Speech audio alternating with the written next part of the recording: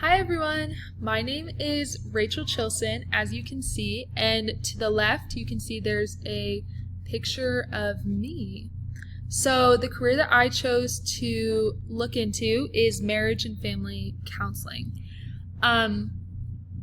This is a career that I'm really interested in. This is a specific type of counseling that offers guidance to couples, families, and groups who are dealing with issues that affect their mental health and well-being. Some of the duties that a marriage and family counselor works with are problems such as evaluating and resolving relationship problems, and they also diagnose and treat psychological disorders within a family context. And lastly, they help replace dysfunctional behaviors within a family with a healthy alternative. The required education to be a marriage and family counselor, you first need to earn an undergraduate degree in either counseling, psychology, sociology, or social work, and then you need to go on to earn a master's degree in either counseling or marriage and family therapy.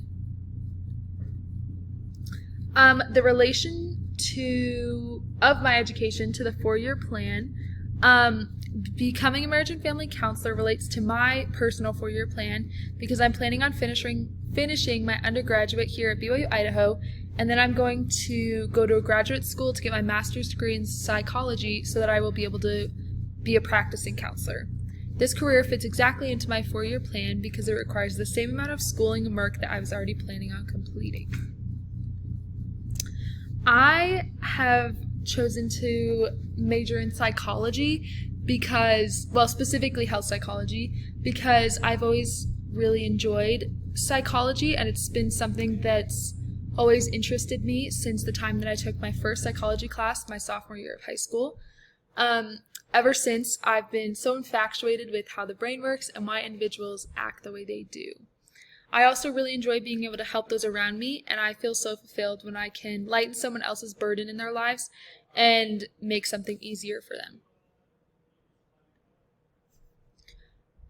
Compared to the reasons listed in Chapter 13, the number one reason listed in Chapter 13 is that an individual has a strong interest in the subject matter of psychology, and I would agree with this. The main reason that I would like to major in psychology is because it's something that interests me a lot. The next two reasons that are stated in Chapter 13 are that an individual wants to become a professional psychologist and that psychology is a good undergraduate degree to prepare them for a graduate or professional degree.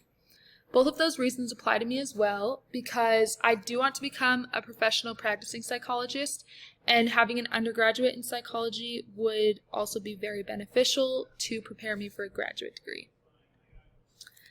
That's it. Thank you so much. Bye.